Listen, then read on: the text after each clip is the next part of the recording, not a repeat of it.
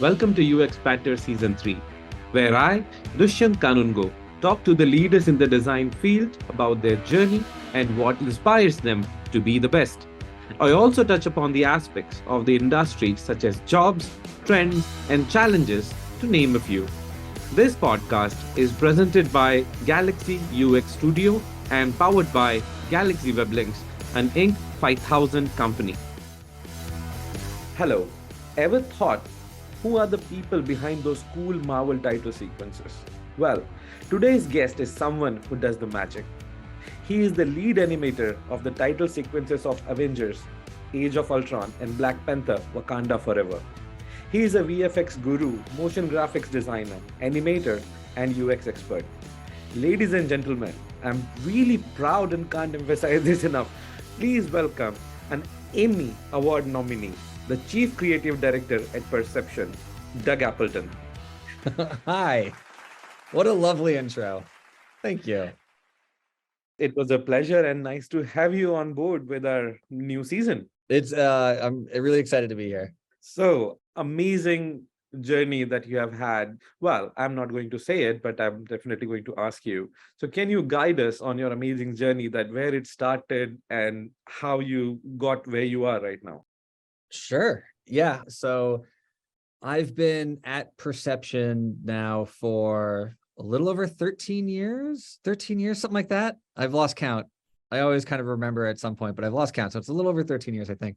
And I came here, it was actually my first real job out of school. Like I've worked at other studios and stuff like that, but right out of school, I started work at Perception, and I was just a junior designer, animator, and over the course of the years, kind of tricked everyone into eventually making my way up to chief creative director over here. Nice. So you are originally from New Jersey, as you said. Did you? No, actually, I'm originally from Florida. Went to school in Boston, and then lived out in LA for a little bit, and then found my way to New York, and now New Jersey. So what made you decide that this is the career path I wanted to go? It's a great question. When I was in school, I was a dual major with art and then law. And it was both of those things. And eventually, I think my senior year of college, I'd finished all of my art credits, and I was like, yeah, I like doing this. I'd had a few internships, and I was like, I think I'm gonna drop the law and continue with this whole animation thing. So that's what I ended up doing. And and so it was this weird kind of combined experience in school of going to, law, policy, and society classes, and then turning around and be like, and I'm going to make a silly animation now.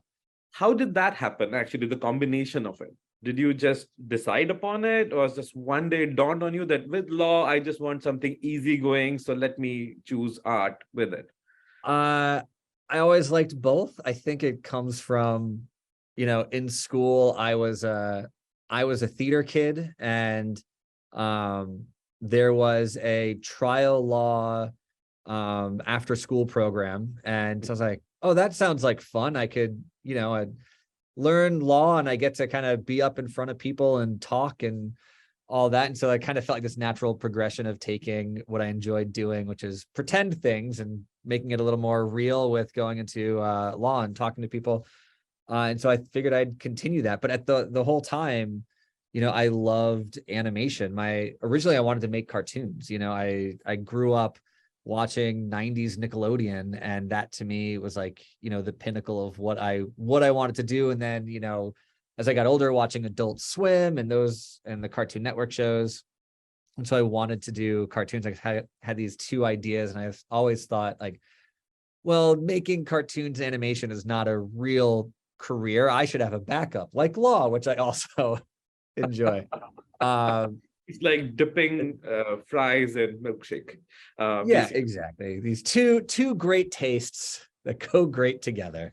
And so I was figured, well, let me do both of these, just to see which one ends up, resonating more. And eventually I was like, yeah, no, I can actually make a living doing this animation thing. So I want to continue doing that.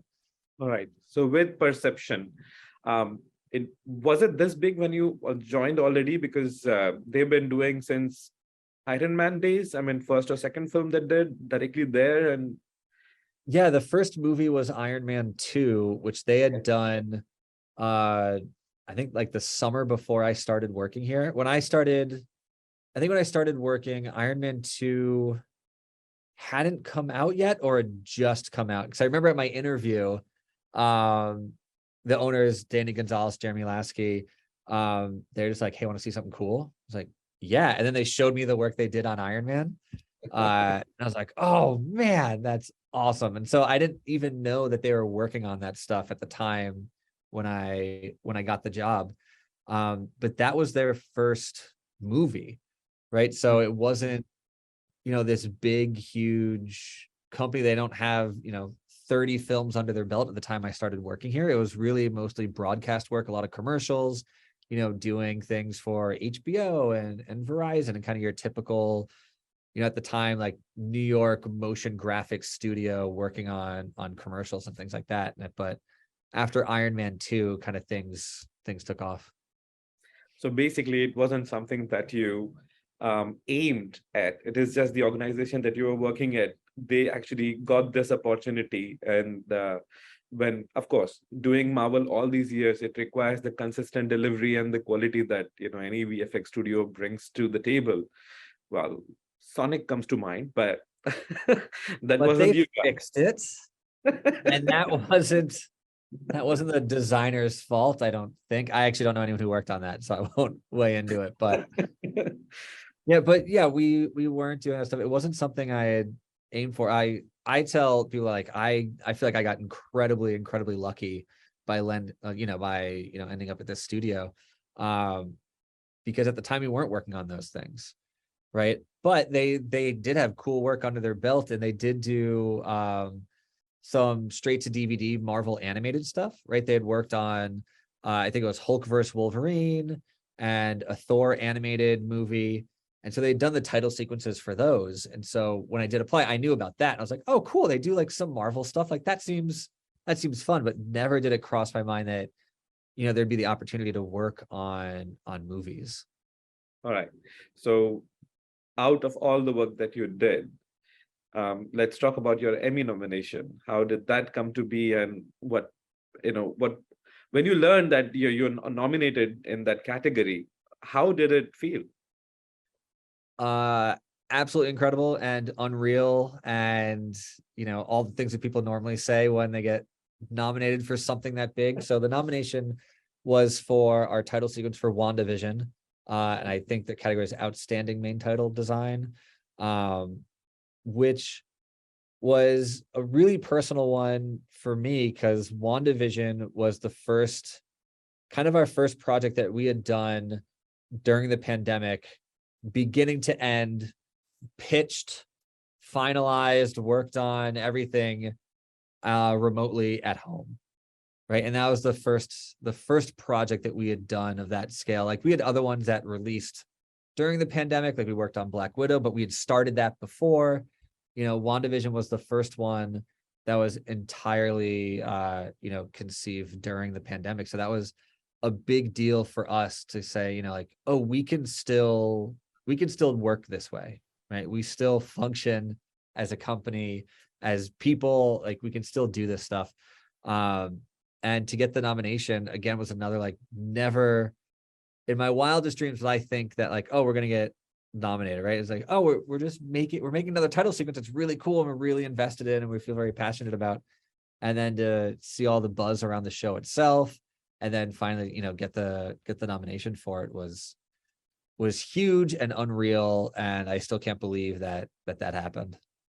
We were talking yesterday, and I was talking on the same topic about WandaVision. I did not realize that your nomination was for that.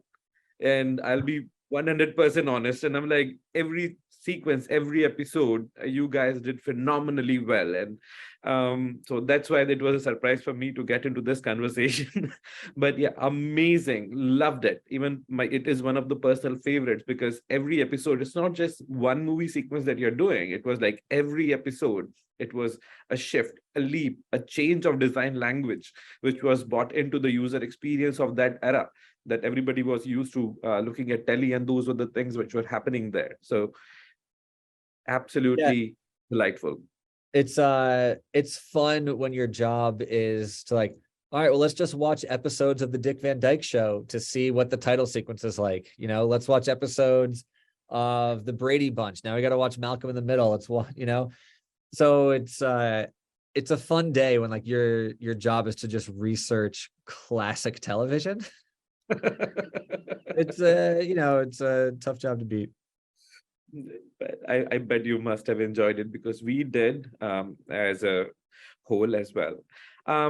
So this is the point where everybody, whoever works on big projects, everybody likes to drop names in Silicon Valley. I mean, you can't go out a conversation without somebody saying, well, when I was working with Steve, or when Bill came to the table, and you just need to guess that they must be from somewhere and doing something, and they like to do the name dropping everywhere. But then it also comes with a lot of pressure, the projects that you've been doing, the audience, the amount of people that you can realize that you can't even imagine that how many people in the world are going to see your work. I mean, let alone the one country, but it is the entire continents of Europe and Asia. And then you get the massive population from India and China coming in. And so it's like anything that you created, even those single frames, are going to be the most widely consumed media out there. So that pressure, what sort of expectations, and those expectations bring in a lot of pressure. How do you handle that? Yeah, I mean, the trick is to not think about it, right? Every project has to just be the next project, right? Every project can't be the biggest thing we've ever done in the world, or else that pressure is just going to like crush you, right? We need to go into these things as it's just another day at work. It's just the next project. But we are aware that these things get seen. We were talking about it the other day that sometimes whenever there's someone new that comes in who hasn't worked on one of these big projects, and we all go out to lunch, I always like to lean over and be like, hey, everyone in this restaurant is going to see what you're working on right now. Hey, no pressure, because it's just, there is that moment where you just got to think, you have to think about it and then let it wash over you. And they're like, great, we're done. We had that moment that this thing is huge and massive. And now it's just another day. It's not just another day at work. But we are aware that a lot of, especially with the title sequences, that people dig into that and go frame by frame and look at all the little details that we've hidden in there. And sometimes they pick up stuff that we have actually hidden in there. And sometimes they're making up things that don't exist. And we're like, even like, oh, yeah, I guess that you could see that in there if you look really hard. Yeah, it's crazy to see the reception that these things get. Having those diced videos on YouTube about let's analyze, guys, and then you go frame by frame. I love it. I watch all of them, and every time I want to hide little messages saying hi to them or something, but I was like, nah, maybe I don't do that, because So that's which like, one of those dissecting website is your favorite, or which channel do you follow? I like New Rock Stars, like EA Voss. I think he's great, and there's a lot of times when I'll watch his stuff. Also, Ryan Airy is great. You watch their videos and they're like dissecting a trailer, and then from that they're like got 90% of the movie, and you're like, how do you guys do that from a trailer? I don't get it. They're super talented. So they are definitely going to get a shout out from us, that even people who create the work that you dissecting are also looking at you. So there you are. We're watching all of it. That would be good to hear with everyone. So coming with the same parts of the technology, about the excitement part of it, which project do you think that you worked on and it was way too exciting that you couldn't keep calm, like nobody in the whole office was excited? For me personally, we did the Well, it's kind of twofold. So we can take a step back. Spider-Man is my favorite superhero in the world. He's the greatest, no questions asked, right? We had the opportunity on Captain America Civil War to design Spider-Man's spider signal at the end of the movie. And that to me, it's like a 5-second shot, right? In the grand scheme of this like 2.5-hour movie, it's like a nothing shot. But to me, that was one of the most exciting things in the world, to just be there designing this thing and like debating with people on the team, be like, no, the shape of the eyes matter. It has to be this shape because this shape references the Romita Jr. run when he did that. And this shape is more like the McFarlane eyes. And just having these debates about like the eyes on the spider signal and like what those look like is just a lot of fun. And that's a moment you're like, all right, you gotta take a step back. It's just another job. It's nothing. And then you find yourself working, nights and weekends, not because anyone asked you to, but just because you're like, but I want to do more. I want to do more. And then that, so that's probably the first one. And then we also did the title sequence to Spider-Man Homecoming. And that was another one for me that was this kind of pinch yourself moment, because we got to create basically this handmade kind of high school art project of a title sequence, right? It's all done with pencils and paint and clay. And, we did most of it for real, and then shot it all stop motion. That one was another moment that I was like, I can't believe we get to do, like, this is our job. We get to make little Spider-Man figures out of clay and shoot those. Like, that's what my job is today. That was another big one. So anybody who is listening to this podcast, they must be wondering that why you are calling it a UX banter podcast when we are talking about video designs and stuff. So just to clarify things out there, we are not just talking about those sequences, but also the technology which you see in those movies, right from Iron Man 2's glass phone to everything that is happening in Wakanda. So all that tech is preconceived and designed by somebody, and that is where perception comes in. So, Doug, do you think that the tech that you have designed there, the inside of the all the universe of Marvel, do you think it is possible at all? Hey, you also did Dawn of Justice with Batman versus Superman. Yeah, we did some UIs in Batman vs Superman. Yeah. So isn't that conflict of interest? No. I'm gonna say no, because we want to work on everything, and we love all the brands and all the heroes, and we'll work Absolutely. on Loving all of them. movies. They're all great. Yeah. No, so I was asking that when you design those sort of UIs, what sort of briefs do you guys get? So the briefs are kind of all over the place. It depends on the project. And just to take a step back and kind of build off of what you're saying about, like, we do the MOEs, the end title sequence, we also do the tech. We find ourselves in this world where we do both these things. We do kind of visual effects and motion graphics, and we also do the UI, UX. Then we also do that stuff on real world technology as well. And so we have this really lovely handshake between coming up with narratives for film and then using that, those skill sets to build UI and UX for real world products that also, in our mind, like, need to still tell a story. They still have a narrative. And so we have this fun back and forth. And when we get into the movies, the reason why these studios come to us is because we have that real world experience building and designing this technology that actually works and means something. So our briefs are sometimes pretty straightforward. Of someone has a phone that they have to use. Here's the plates. Go make a phone design.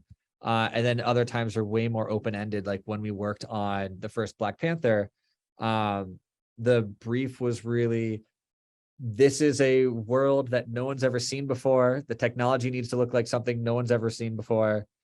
They've closed themselves off from the rest of the world, so it shouldn't be inspired by Tony Stark. It shouldn't be inspired by technology we have today. It needs to have developed from its own lineage to get to where it is now. What is that? And that's when we're like, okay, so let's kind of dig into what this thing could possibly be. And we kind of work with these two briefs, sometimes very clear of like, hey, we need a phone screen. And sometimes it's very open-ended, like, what is a new technology no one's ever seen before in the history of the world? So before we start digging in any further to this conversation, I'm going to take a break here, and then let's go to this conversation part, which I called the rapid fire round. And I hope that you are ready for it. I hope so too. We'll see. All right. So I have a different set of notebook here than anything that I was using before. So this is my book. It has all the questions, which I'm not going to lift it any further because of the chroma issues. So let's go. All All right. right. If one superpower you can have. Oh boy, you'd think I thought about this all the time. It's rapid fire, so I can't think too much. What do I want? I want the telekinesis. Telekinesis, interesting. Okay, books or movies? Movies. Which My is wife your would favorite back me. book? Favorite book? The first one to come to mind is Hitchhiker's Guide to the Galaxy by Douglas Adams. Still can't decide if it was a book or a movie. Both. I did read the book first. I carried around this massive tome of Hitchhiker's Guide. I had, I think, all 6 books into one giant one. I love that. I was probably too young to be reading that, but I did. Any fictional character that you can have, would you like to have a dinner with? Oh, well, I would say Spider-Man, since he's my favorite, and then ask him to swing me around the city afterwards. But you have to be in New York. Otherwise, if you're living in like California, there are no buildings to swing on from. So That's true, but we're in New Jersey, so I could meet him downtown Manhattan. that works. And so the next one here is that, which is your favorite fruit? My favorite fruit. Should I go cliche and say apple since my last name's Appleton? I'm gonna go. It would be apples anyway. I like a good apple. Okay, metaphorically, Newton's apple and the apple's apple. So There you go. It all makes sense. so which historical character or person, individual, real world one that you want to have dinner with? Ooh, is it living or dead? Living or dead? Living or dead? The first one that came to mind, probably because we just said Apple, was Steve Jobs. I think he could be he'd probably be really awful to have dinner with. I feel like he'd be kind of mean if you ask stupid questions.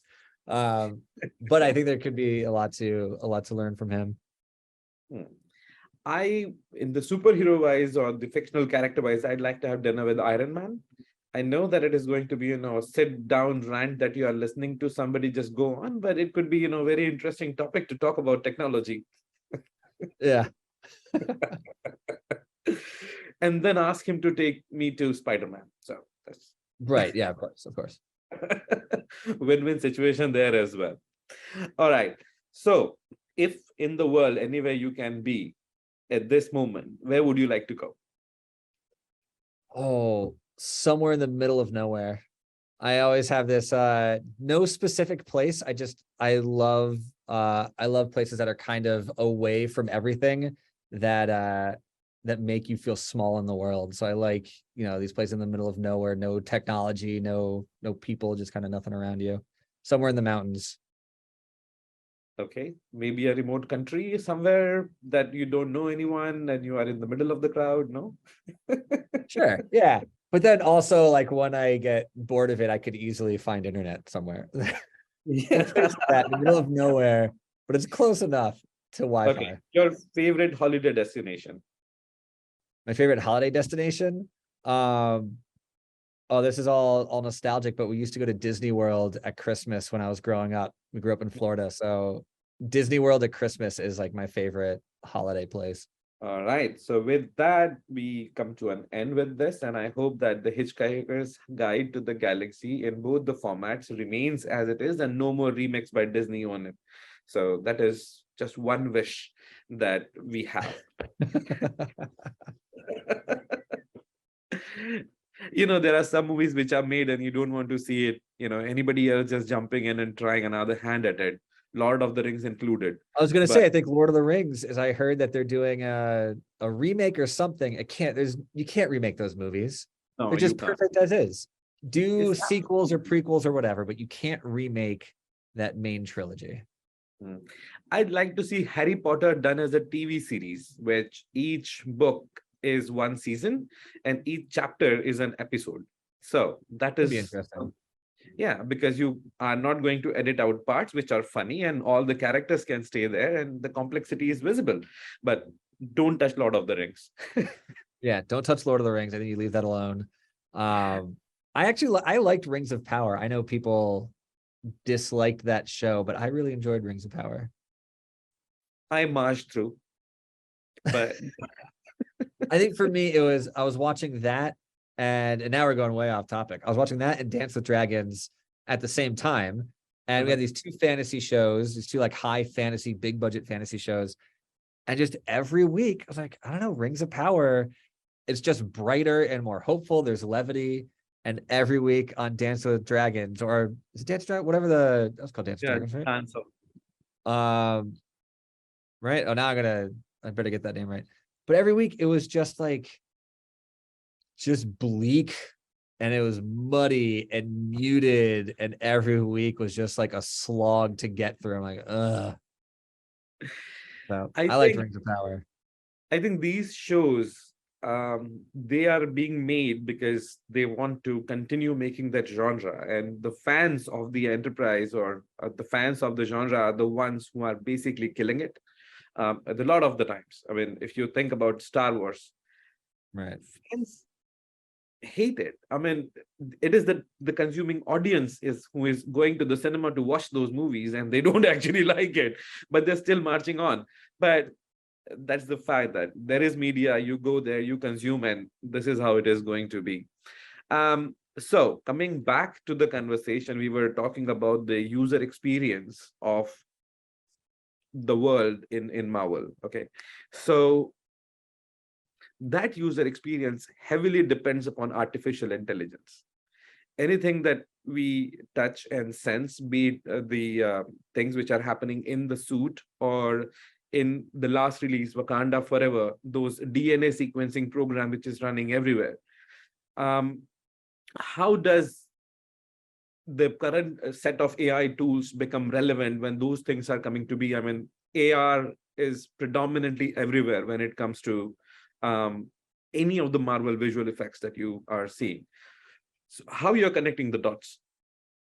Yeah, AI, even if it's never explicitly stated, AI has to be a huge part of that. Like Jarvis is obviously, an AI. In Wakanda Forever, you mentioned they have Griot, which is the AI there. That that stuff has to be prevalent anywhere because a lot of this is things that no normal human could really ever interact with. When we first worked on Iron Man's phone, we got calls from people like, "Hey, can you make us a phone like Iron Man?" And we'd always have to be like, "No," because no one can actually ever use that.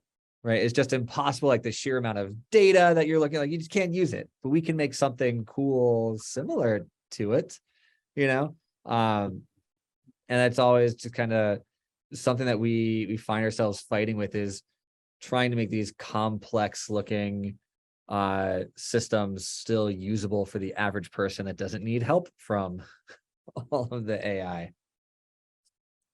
So when the AI jumps into the real world, the latest tools and technologies which are around us, I mean, when we were looking at anything that was coming out of Marvel, it was like on the precipice of acceptance of technology to right now, when you look at Wakanda Forever, that AR that is being displayed, it is now everywhere. We can actually see it in the movies, not just on telly. You go to a shop and then you can put on the AR headset and you can actually see it happening in the field of vision that is set in front of you.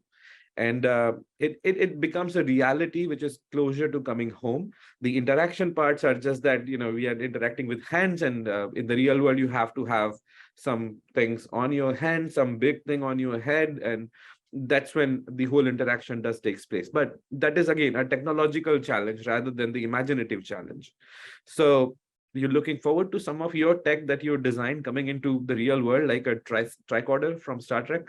Yeah, I think AR I find it to be very fascinating. I'm very excited for the time when AR is in like maybe not a contact lens, because as you can see, I wear glasses. I can't do contact lenses, so put it on glasses and I'll be totally on board.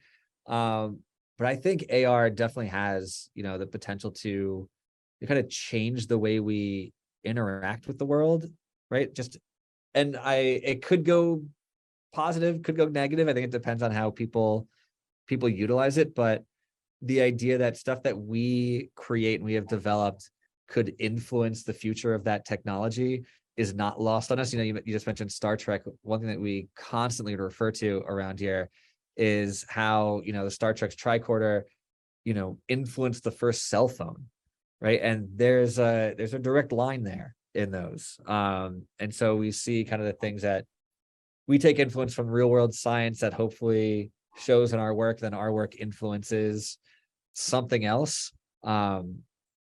It's a really cool feeling to kind of know that some of the stuff that we're doing can make its way into the real world, which I want to see more of it, because maybe I was a little selfish and just want to see stuff that I'm working on kind of, you know, realized.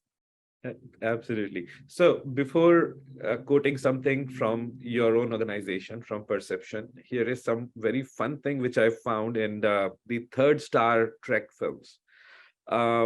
Films, not the show, the third movie. So there was somebody who was saying that everybody is headed to a certain place and they couldn't figure out that where they were going. So this guy comes with a presentation.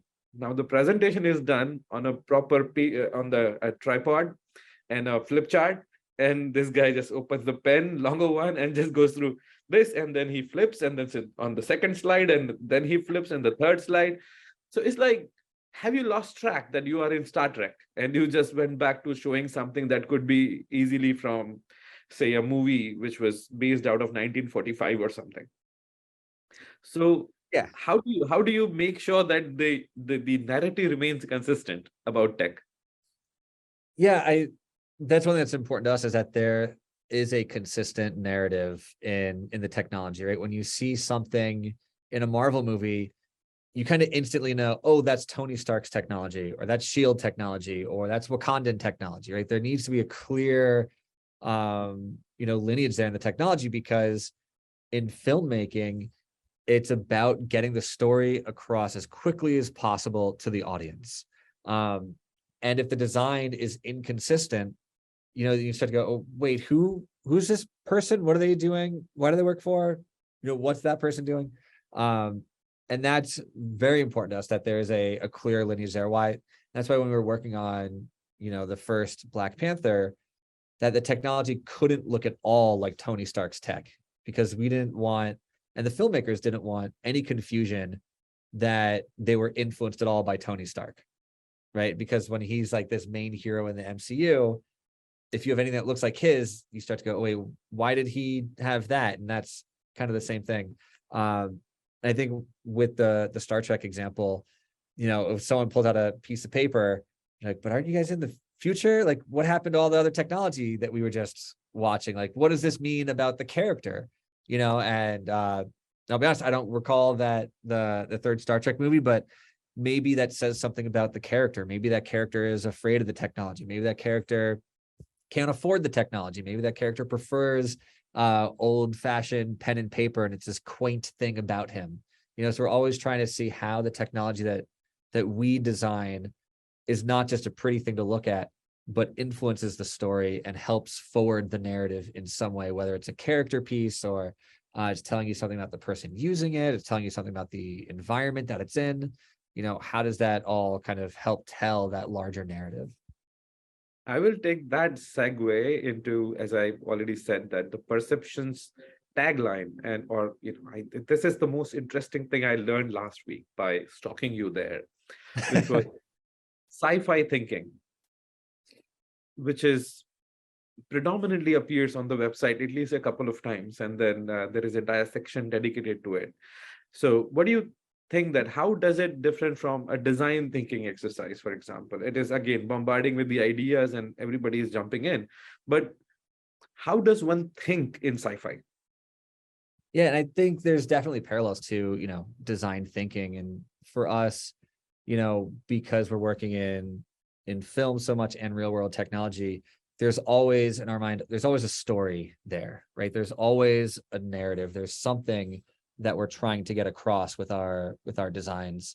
Like we are just talking about, whether it's about a character, about the location, something like that. So for us, it's it's using science fiction to see how the technology can influence the world around you, right? And how it can influence the users, how it can influence the viewers, and how it just kind of has this broad influence on kind of everything, and kind of bringing it all into the design, and not looking at it as one sort of singular, let's make some blue glowing stuff on a map, right? Which is a lot of what happens, but it's finding, kind of the meaning and the reason behind everything, and then making the blue glowing stuff on a map. So with that, I think one thing that you also mentioned, the design language wise, it is difficult to design. I mean, of course, each character comes with its own set of styling, including Doctor Strange. And you were talking about that, how to teach people that how time travel actually, can happen, and how do you visualize it for the people to understand. So how did that game to be? And I really want you to share that story. Yeah, so the time travel stuff we were working on for Avengers Infinity War, and I think it actually doesn't show up until Endgame, the time travel stuff. But we had started working on it before Infinity War was out. They were definitely working on Infinity War. I think we started working on it before Infinity War had come out. So that things were kind of all like mushed into one kind of idea in my mind when I think back on it. But yeah, this was for Endgame, and they came to us and wanted us to not even visually plan anything out yet. It was just, how does time travel work in this world? And that was going back to like, what are your briefs? Like sometimes that's just the brief. How does time travel work? Question mark. Like that's it. That's all we have. And so, we are a studio full of nerds and geeks and people who are just genuinely curious about everything. So we started diving into, how could time travel work? What are different theories on how time travel works? And we came up with some ideas that are, based in theory, some ideas that are just our own kind of fun things we think could be how time travel works. And we kind of put this all together and we presented to the studio, and we made these little diagrams. I think we actually have them on our website too, the diagrams that we had made to kind of explain these different ideas. The one that resonated the most with them is that if you change something in a timeline, it doesn't change the future. It branches off into a new timeline. So you have one future that remains unchanged and one timeline where it is changed now. And then every time you change something, like that branches and that branches and that branches until you have this kind of crazy, tree of time, until in the movie they go back to the exact moment that they took the stones, put it back, and that kind of clips that branch, because now it no longer exists, because really the stone wasn't gone at all, right? It left and then was back. And so we started to come up with all these ideas and put these diagrams together. Like I said, we pitched it to the studio, and the studio's like, great, we got to talk to the writers, and they got to talk to the directors, and kind of everyone's getting involved. And we're like, oh, what's going on? Like this seems bigger than we thought it was. And so that was really cool. And then what you see in the final movie, we had done really rough tests and diagrams, essentially napkin sketches of this stuff, and that gets handed off to I forget who did that shot in the movie. It was ILM or Weta or Digital Domain, one of those guys, who, they put it into kind of the beautiful look you see in the film. But all the ideas are stuff that we had brought to the table. Nice one. So what would it take for somebody who is just starting out in the industry, design, motion graphics, and special effects, to get the job at Perception?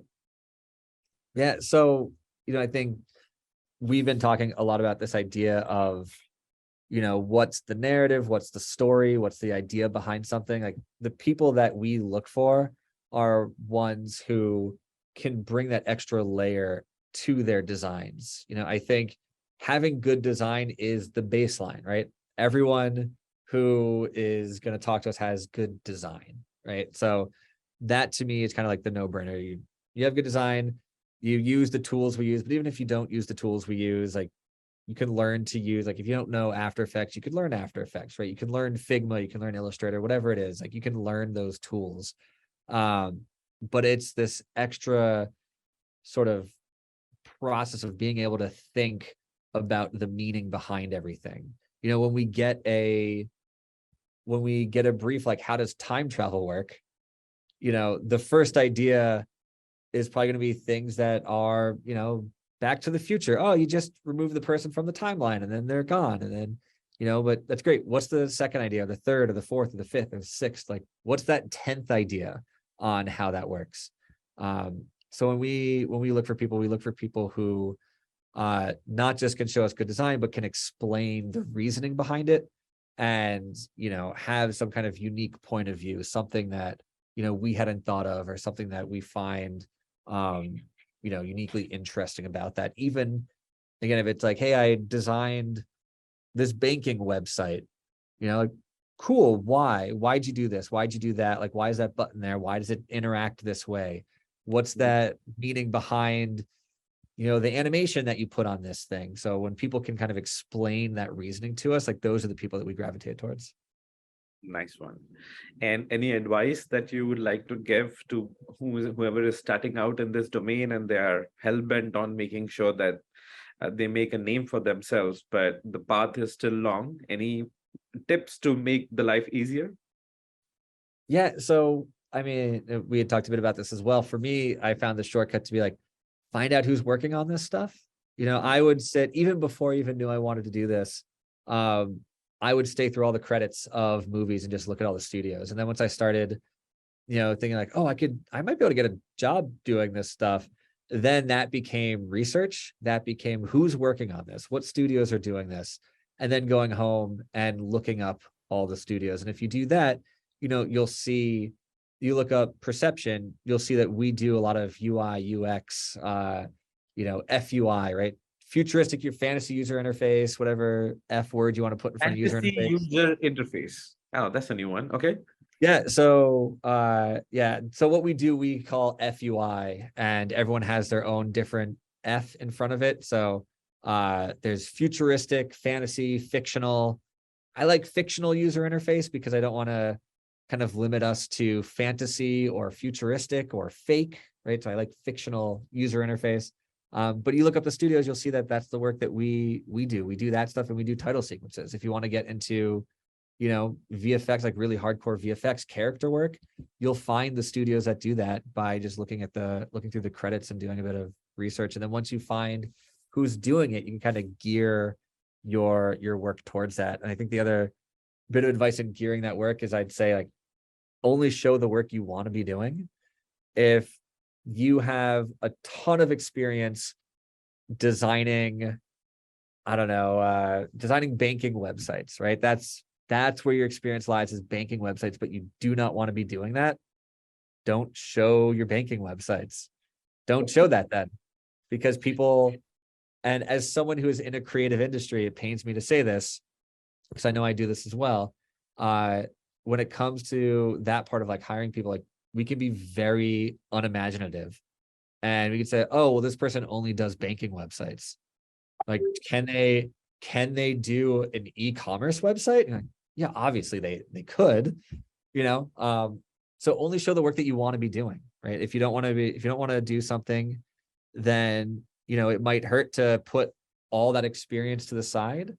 But focus on building a portfolio of work that you want to be doing, and show that work, and still have the other work, right? As an also, I have this if you're interested, but put the work you want to be doing at the forefront. All right. So Harish and Devansh, you both are going to edit this. So take a tip from the pro. And hopefully you edit this episode like there was no tomorrow.